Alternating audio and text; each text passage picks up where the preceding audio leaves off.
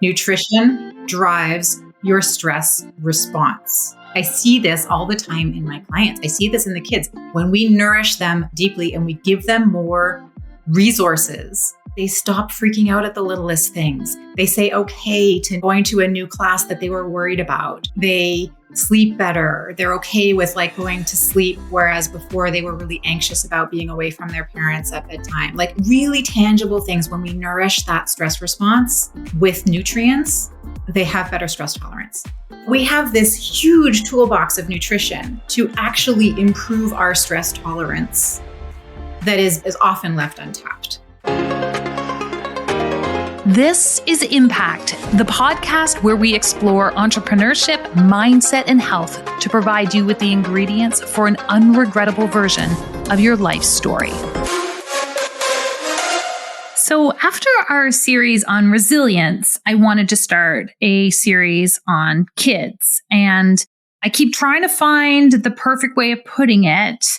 I'm trying to be upbeat and glass half full all the time. But where we've landed is that the kids series is going to be called The Kids Are Not Okay. And my guest today actually beautifully bridges the gap of these two arenas. And while our content in the next series and through resilience and in today's podcast is not meant to be and is not dark and gloomy. We tried to keep it light and fun and solution oriented. We're talking about big stuff. Social media just wants you to flick through everything that's perfect all the time. And our lives, frankly, are being conditioned to feature this outer view and glance of everything being perfect all the time. And the truth is, behind the doors of families, people are struggling.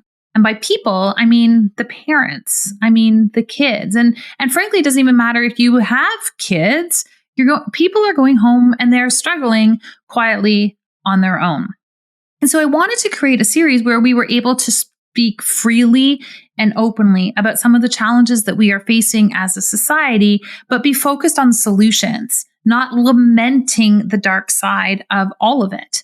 And so my guest today is perfectly poised and positioned to do this. Jess Sherman is a family health educator who helps busy parents ease their children's anxiety and improve their learning and stress tolerance.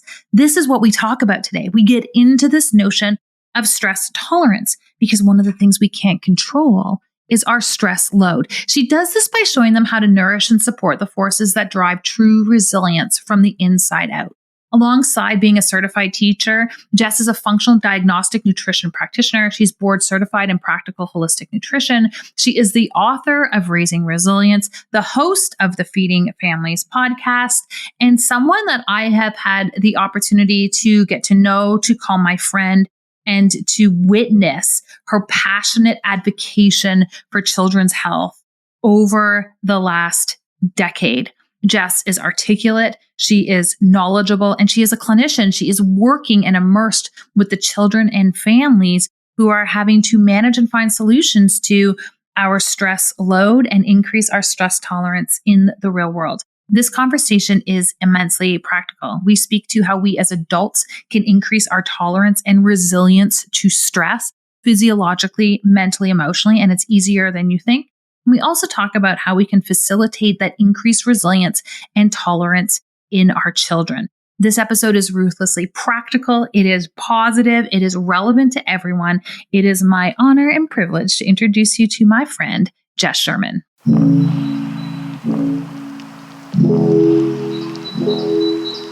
Jess Sherman, welcome to the Impact Podcast. Hello. So excited to talk about this stuff today.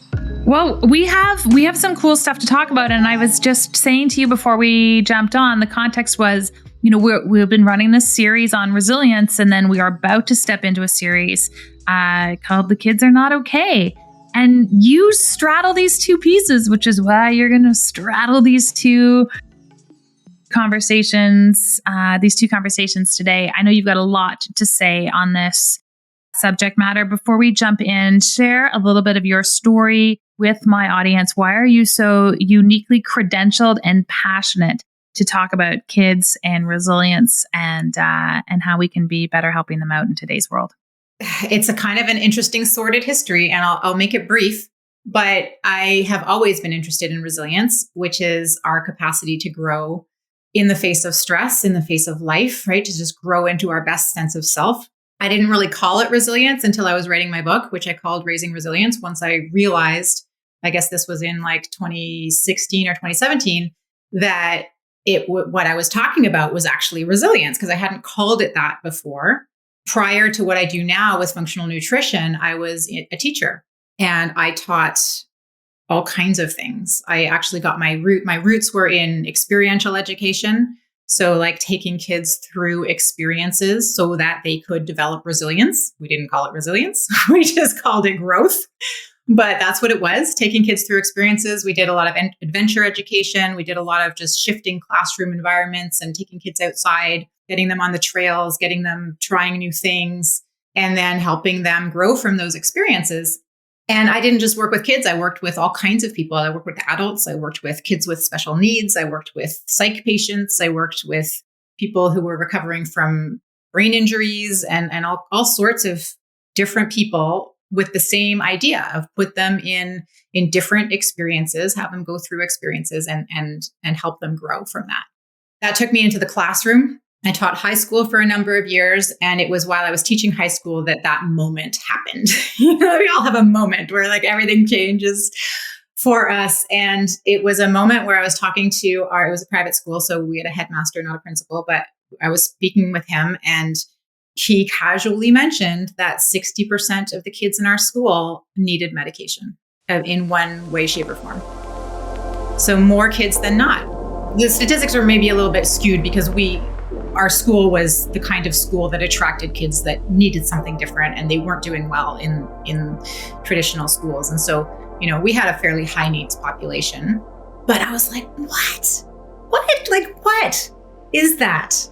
More than half of our kids. I dug into it a little, and we had this vantage point because the kids were living there. It was a boarding school. So we knew everything about them. We knew how they lived. We knew how they ate. We were their guidance counselors as much as we were their teachers. And we had a school nurse who was dispensing all of the meds, right? So that's how we knew so much about them. And so I think that was a really interesting vantage point. And they either needed meds for something physical, like they couldn't poop or they couldn't sleep or they had acne or migraines or things like that, or it was something related to their learning or their mood or their anxiety or their focus. And I was like, what? I'm not okay with that. I'm not okay that more kids than not are struggling to get through their day without the assistance of some kind of medication. And I have nothing against medication, but it just spoke deeply to the state of things. It's a symptom. Right. And I had just birthed my first baby, and I was like, oh. I have to learn now how to keep my kids healthy. And it's really interesting now to look back on it, because at the time I was like, okay, I need to take a break from teaching. I need to do something different. I didn't take a break and study more teaching stuff. I didn't want more special ed tools or, teaching techniques. I wanted to know what was going on inside these kids' bodies. And so I went the nutrition, holistic health route to be like, what is happening inside these bodies that is leading to this kind of situation? And that's when I just was like, oh, wow, there is so much going on inside these kids' bodies. It's really amazing that they can function because there is so much going on. They're actually more resilient than we thought. What is happening in their bodies? Well, it's interesting. It's just this whole concept of resilience, like, are kids resilient or are they not resilient, is a really interesting question, because we tend to be like, oh, kids are resilient, they'll be fine. But you're doing a whole series and the kids are not fine. They are not as resilient as we think they are. And when I say that, I have to put a caveat in there, because our bodies are incredibly resilient. Like, they are fascinating. Our bodies are fascinating. We have amazing ways to deal with stress, these amazing feedback loops of what our bodies do to keep itself in balance. And that is resilience. So our bodies are programmed to be resilient. But there are so many things that are being thrown in the face of that programming that derails it. And so symptomatically and functionally, kids are not resilient. But biologically, and from a programming sense, they could be resilient. And this is why I think we are at a real crux. I think we've been at this crux for a while. And those of us in this, nutrition world and holistic healing kind of world, particularly with kids, have been shouting this for a number of years, probably about 10 or 20, to be like, we are at a crux. But right now, like post pandemic, we are really like at the turning point, because the symptoms are just getting higher and higher and higher. So, we have the potential to restore kids to their natural resilience.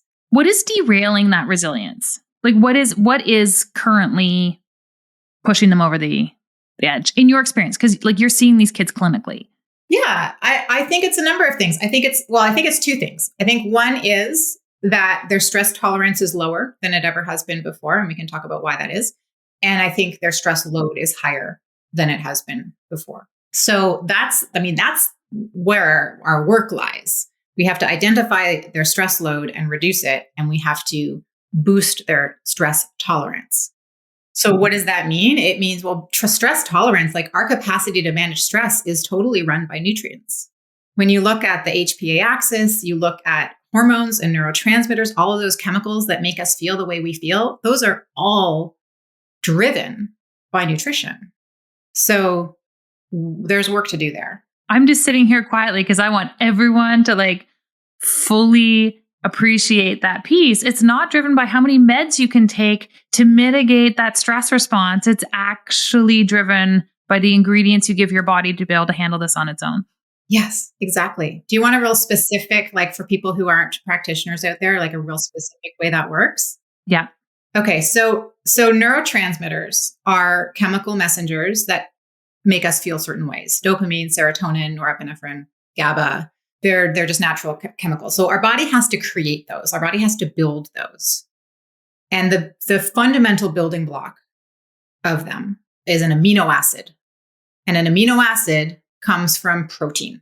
So we eat protein. Let's say we eat an egg, which is high in protein. The body has to pull that protein apart into single amino acids. And then it takes those amino acids and reconstructs them with the help of vitamins and minerals into chemicals and neurotransmitters. So that's nutrition driving how we feel on a really like cellular level. You don't eat enough protein, or you don't break down that protein, or you don't have the vitamins and minerals to construct your neurotransmitters, you're going to end up with low neurotransmitter function. And that's going to affect how you feel. And when we're talking about this idea of we've got the tolerance piece we're talking about. And I think people talk about stress tolerance all the time as adults. And I don't think we actually default to it being a conversation around physiology. We think about it as like, are you good at handling your stress or not? Like we really actually only label stress as this emotional piece. We completely forget that we use up part of our stress bank account managing our physical health and our physical environment. But when you talk about stress load in these kids, same thing. We're going to have an emotional piece and we're going to have physical pieces. Can you speak to the breadth of that load that we as adults are placing upon kids in the world today? Yes, that is huge. And we need to take another pregnant pause, I think, around this idea of what I just said earlier, because I think, like you said before, like there are some things that are just like truth bombs, right? I'm just like, nutrition drives your stress response. I see this all the time in my clients. I see this in the kids. When we nourish them deeply and we give them more resources, they stop freaking out at the littlest things. They say okay to going to a new class that they were worried about. They sleep better. They're okay with like going to sleep, whereas before they were really anxious about being away from their parents at bedtime. Like really tangible things. When we nourish that stress response with nutrients, they have better stress tolerance. Well, I wanted to belabor that a little bit for a sec before we move into the stress load. Right. And I don't have any problem with that, because I think we are so fixated on, our own working definition of what this means that we're missing out on this massive opportunity, not just to help our kids, but actually to help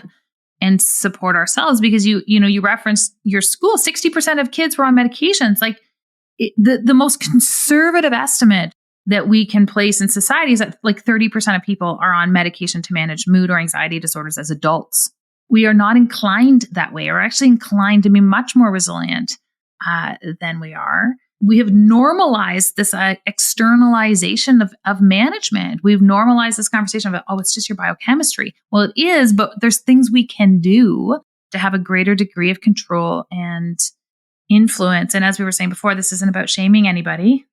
And this isn't about blaming the person with the issue. This is about actually acknowledging that you maybe have an opportunity to have more control here than you have been told or given access to in the past. So, because here's another thing we've normalized. Another thing we've normalized is life is just stressful. Life is just stressful. And like, take a yoga class, like breathe your way through it.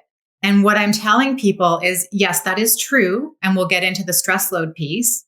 But we have this huge toolbox of nutrition to actually improve our stress tolerance that is often left untapped. When you have kids coming into we're coming back to load, everyone. We're just keeping you interested. But when you have kids coming into your office, what sort of commonalities are you seeing with respect to this stress load? Before we sort of define that broader picture, where you're like, gosh, like these quick tweaks, and we can get in front of this for kids. What are some of the themes that you're seeing in your office? Some of the themes are they're not digesting food very well. So a lot of constipation, a lot of bloating. They're just not so all of these wonderful foods that we're trying to get into them, they're just not efficiently pulling those foods apart into the building blocks that the body needs. I'm seeing sugar sensitivity in a big way. And sugar sensitivity is a really interesting one. People who are listening, if you have a kid who is very sensitive to sugar, meaning like, they freak out around Easter time, Christmas time, Valentine's Day, all of the things, freezies, all of the times we often give our kids sugar and they just like spin out. That's a real clue that they are carrying a really high stress load. Because our capacity to manage sugar is another one of those fascinating, resilient pieces. Like we are designed to be able to metabolize sugar and carbohydrates really well. But when our stress load is too high, there is interference in that system and we become very sensitive. And I suspect this is, underlying. I mean, this is just an observation. I think that's underlying the whole like paleo movement and the fat and all of this stuff, because what a body under stress typically does better on a lower carbohydrate, higher fat, higher fiber kind of a diet until we can help the sugar metabolism get healthier. I see that a lot. I see a lot of sugar sensitivity. I see a lot of sleep problems, kids not getting enough sleep, kids on screens really late, and which is interfering with their sleep cycles, waking up at night also. Screens is another source of stress. Yeah. Kids on screens is another source of stress. Like, we talk about this all the time. We're like, we don't actually understand how other parents put their kids on sugar and screens, because our kids are psycho when we give them that.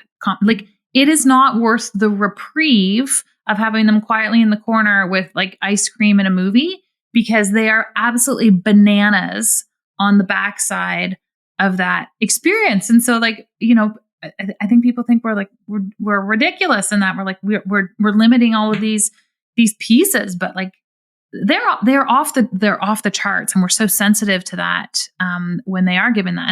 And then there's like real sugar, and then there's like red dye number 40 sugar, and that's like a whole other state of bonkers in our household. We just don't go there. It's not worth it. Yeah, well, and that's a good little test for people to do. So sugar is a source of stress, screens are a source of stress. So let's just focus on those. If you pull those out, or one or the other or both, whatever is doable, and see what happens, because a lot of parents just haven't noticed, because it's, again, another thing that's been normalized, right? We give our kids sugar for dessert and then we go sit down and watch a show. So try not doing that. And I always suggest when parents want to make a shift in something, to give a framework around it, give it a time frame, just to say, we're going to try this for a week or 2 weeks or a month or whatever is doable for you. And just get curious. Just get curious. Like, detach from the outcome. I don't know what's going to happen, but let's see. Mm-hmm. And it's a pattern interrupt. Mm-hmm. It's a pattern interrupt, and there's other ways of doing it. You know, if your kids are used to we would do a Friday night movie night, and we're like, again, they weren't going to sleep. Saturday morning was a disaster. It was ruining our weekend, and so we switched it, and we're like, okay, we're gonna move away from Friday night movie night. It helps now that the days are longer, so we're outside. But like, they love watching Formula One racing on Sunday mornings. I'd rather them have the screen in the morning, and then they can get outside and recover. So I think there's different ways we can sort of move these pieces around as parents. I don't know about you. Like, I'm not advocating that anything is 100% absolute. Never have sugar again. Never have a screen again. It's just, how do we get a little bit more sophisticated in our deployment of these luxury items in our physiological life, so they're not having as deleterious an effect? And maybe you differ on that, Jess. Maybe you're like, no sugar, no whatever. I'm curious what your stance is. No, I think what you just defined is resilience, right? Resilience is the capacity to weather that stress and to have a little bit of sugar and to be okay. And what I find with kids is, as we work on the pillars of resilience, like as we get the body functioning a bit better, parents are buying themselves wiggle room. And so all of a sudden, you know, the Friday night movie night doesn't turn into a disaster on Saturday. And you're like, oh, well, that's a good sign that, you know, the resilience of the body is being restored. You know, we can enjoy some sugar together, and we can all feel a little bit off for a moment or two, but we come back to baseline because we have restored the resilience of the body. And so that's I call that process raising resilience, because that's what we're after. We want everyone to be able to enjoy life and go through stressful experiences, but then be able to grow from that. And, you know, in family movie night is super fun. Like, who doesn't want that? Right. And it's a connection point, and it's a time you guys can all be together, and inside jokes and family, you know, dynamics shift. And that's a wonderful thing. We want people to experience that. And it just Sunday morning Formula One is also fun.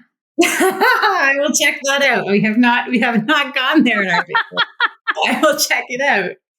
So what has happened to kids in the pandemic? Why is it worse? Is it just the emotional stress, or are there more influences that are impacting the resilience of kids right now? That's a really good question. And it's going to take a while to unpack that one. I actually came across one really cool study that was done in Italy. I mean, here's the thing. What's going on with kids is worldwide. Like, anxiety is way up, depression is way up, suicidal tendencies are way up, 51% higher emerge visits around suicide attempts. Like, we've gone up for just anxiety itself. We've gone up from about 20%-ish to like 30 to 40%-ish, depending on where you are and how you define it. And it's not just US, not just Canada, it's all over the place. So, but an interesting study did come out of Italy where it was looking at, you know, the kids' anxiety in response to stress as being very much correlated to the parents, and very much also associated with parents. If there was job loss, if there was economic loss, the kids were much more likely to be anxious. So, you know, we do very much co-regulate with our kids. Our kids are literally learning how to respond to stress by watching us and by feeling our stress response. So that is a big deal. We'll come back to us in a second. Okay. I think as a species, I think we went into this pandemic not so resilient. Mm-hmm. Right? Things were already not great with our health. We were not very healthy. You've talked about this quite a bit, Megan. We were not very healthy to begin with. And then, you know, this thing hit, and just everything got worse, mental, emotionally, and physically. So, and I think, you know, we're going to be seeing the fallout from this for decades. You know, even the collective trauma that we just all went through. We need to really think cautiously about that. We know how trauma transmits through generations, and we need to really, maybe we should come back to us, because it is going to be us, the adults in the situation, who are going to shift the tide for kids. Okay, so let's do that. Let's talk about the adults in the room, because I think a few things happen, and I observe this. The kids are not okay, so we're going to focus on the kids, and I'm still just going to hang out here and normalize my use of medication or wine or excessive exercise or online shopping or whatever it happens to be, so I can just get through one more day. And I'll deal with me later. And I think where we are both sitting right now is, the health of our kids is actually predicated on the health of us as the adults in the room. And we need to have a real talk about that piece, because it has been a challenging 2 years for us as adults. We're also in agreement that we did not walk into this with our best foot forward necessarily with respect to health. And it's not anyone's fault. This is a really complex situation with multiple dynamics, but it also can be our responsibility and our opportunity to come out of it. So on that note, the adults are also not okay. What's your feeling and sentiment and observation around this? Well, I think it's really, really time to tap into this nutrition toolbox that we have. If we want to stay off meds, right? Because that's a whole other toolbox. It's not my toolbox, but it is a route that some people go. And it is a great, crisis intervention kind of a toolbox. It's not my toolbox. So I think as parents, it's a great time to start learning about what food is right for you and making sure you don't skip meals and making sure that, you nourish your body with real whole food and you just take stock of where things are at in your pantry. Again, curiosity is one of my favorite words. Just get curious to be how much fresh whole food from the earth is in our home and how much packaged, processed, manufactured food is in our home. Let's just get curious about that for a sec, because we all fall into it. We all fall into, easier, convenience, what have you, because we don't like to do hard things as a species. We don't like change. We don't like we're busy. Path of least resistance. So we all fall into it. So just get curious about that. But it is a great time right now if you as parent are feeling particularly stressed. There is a chunk of stress load that is not yours. We are carrying it. You are carrying it, but it's not yours. It's just the stress load of the world right now. And it's stuff that has maybe been imposed on you, like economic loss and the price of food and the price of gas and all of those things. Stuff you can't do anything about. That's going to stay over here. You can't do anything about it. But you can support your stress tolerance by feeding your nervous system the food and the building blocks that it needs to function. I really like this idea of, distinguishing this idea of the load versus the tolerance, and you can impact the tolerance. We're not immune to this. I had to have a stern talking to with myself, because I had gotten into this habit where my whole lunch was a hunk of cucumber and a piece of cheese. And then I'd march back down to my office and carry through the rest of the day. And it was literally went something like this: Megan, do you think that this is an actual meal? And Megan, who doesn't do well with dairy, was it's all I have time for. And we had this little battle. And so, you know what? I moved my schedule around. I was I work from home. I can make the darn salad and stick some chicken on top. And sometimes we actually have to do that. It's easy to slip into these. These patterns. It is so easy, and accountability partners are so wonderful for that. I mean, if you can be that accountability partner for yourself, that's even more amazing. A whole other conversation. I love what you just said, Megan, was that it was a very compassionate yet stern talking to. Yeah. Right? It's okay, I know you're busy. I know you want to make impact. I know you want to help a ton of people, but you're not going to be able to do that if you don't feel well. On cheese and cucumber. Right? So is the cucumber and cheese actually helping you make that impact? Probably not. So compassionate yet stern, absolutely. Yes. And it's interesting because I know you and I both wear our Whoops. Mine is charging right now upstairs. But when I removed cucumber and cheese as my sole lunch source, but mostly what the problem here was the cheese, to be very clear for everyone. And I replaced that with a salad. I was like, what are other things I can do to increase, my tolerance throughout the course of the day? So I moved the salad, and I talk about this a lot. I do my ice baths in the morning, and I got back into doing my red light therapy. And I really got concerted about when I did and did not have any wine.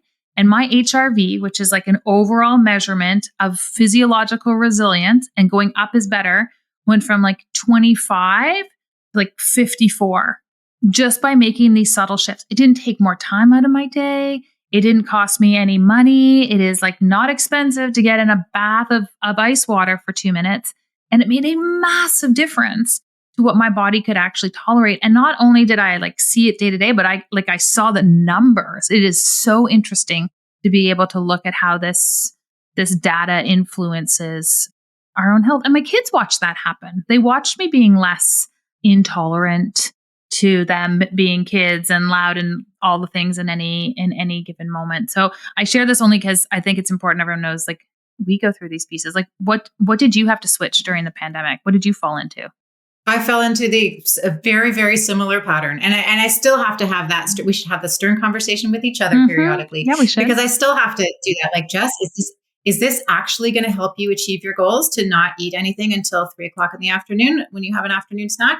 They're patterns, right? Patterns are patterns for a reason. Patterns are your nervous system keeping you status quo, right? So it takes a massive amount of energy to shift out of a pattern. Right. It is much easier to just stay in the pattern, even if it's a self-destructive pattern.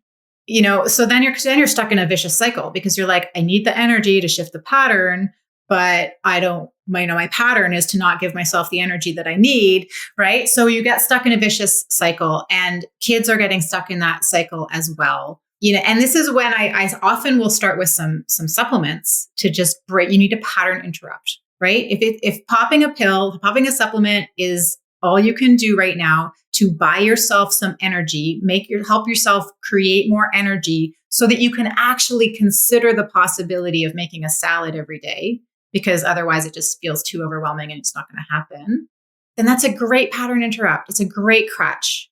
And eventually you probably won't need it anymore. Yeah, because ultimately we want you to have the salad. Ultimately, we want you to have the salad. What are some of the things that very practically parents can put into place right now to start to increase the physiological tolerance and stress tolerance of their kids? I think the first thing we already talked about, which is just with curiosity, go open your pantry and your fridge and just take stock. No shame, no blame, just curiosity. What's in there? How much food is like real, whole, and intact?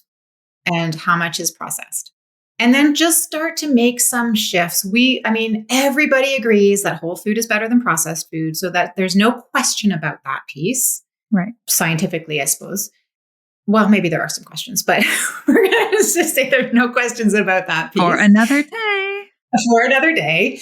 And just start to pick one or two things. You're like, okay, I'm gonna instead of buying, fruit roll-ups. I'm trying to think of instead of buying fruit roll-ups. Did you say fruit roll-ups? I was just gonna say that. That's hilarious. Yeah, instead of buying the fruit roll-ups, we're gonna buy the actual fruit. Or instead of buying the sauce, we're going to buy the fruit. So just little things like that. Instead of buying tomato sauce, we're going to buy tomatoes. Whatever is doable, like it's got to feel doable. Otherwise, you're going to throw your own body into overwhelm. You're going to shut down and you're going to throw up your hands and you're going to say, this isn't worth it and this sucks. So you have to take stock of your own energy resources, and you have to take baby steps that are doable, but that push you in the direction that you want to go. And the direction that you want to go is more nourishment. More whole, quality, nourishing foods. I feel like that is a perfect place to transition where we're going, because we can start to unpack so many different elements, which means we're going to have to come back and do this again. And we're also going to have to send people over to your podcast where they're going to learn all the tips and tricks and tools and deeper work that we can do as parents and for our kids.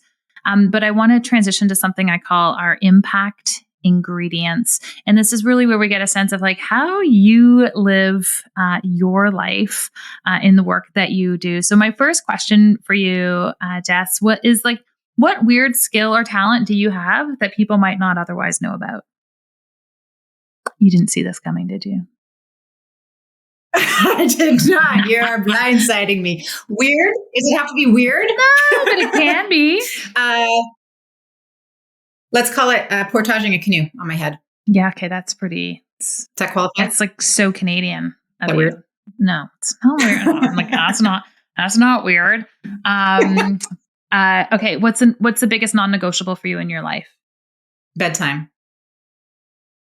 For me. What do you do for fun or play besides carrying canoes on your head? Carrying canoes on my head. That is not fun, and that is not play. I'll put gardening in there, but only between the months of May and July, before everything dies. When things are vibrant and healthy, that is fun and exciting. But then, things fall off the rails. I just can't even imagine if you're like in Arizona right now listening, like, why do people live in Canada if you really have like one solid month of a garden before everything starts to, again, there's lots to Canada besides our epic garden season. As an entrepreneur, were you born with it? Or did you learn to become an entrepreneur, or were you born with it? I think I was probably born with it. Didn't recognize it until I actually started doing it. And then realized that I was actually not employable. I needed to just do my own thing. I hear you on that. And last question for you, Jess. What do you want your legacy of impact to be? Oh boy, I should have seen that one coming. I want my legacy to be partly around my own children, because I think that's where I probably have the most leverage to help them grow into strong, resilient, healthy leaders. I live in a place of privilege, and so I feel a responsibility to leverage that privilege and teach my children about that as well. And then from there, I'm a really strong believer in the ripple effect of just, that image of, you throw a stone into water and it ripples out, and that ripple just keeps going and going and going, and then we'll eventually meet another ripple. So I think that is my legacy, is I will start from me and I will translate that into my immediate family. And then from there, I dream of a time when teachers, parents, doctors, therapists, anybody who cares about children can really rally in their support to support their mental and their physical resilience from the inside out and the outside in, and really take a whole child approach to helping them develop into their best self. I love that. You have so much to say on this topic. Jess, where can we send people to learn more about your work and to listen to your podcast? All of the above. Where are we sending everyone? You can send people to my website, which is jesssherman.com with 3 S's in a row. That's kind of my home base. You can find everything from there. I'm most active on Instagram rather than Facebook. So that's jess.sherman_raising resilience.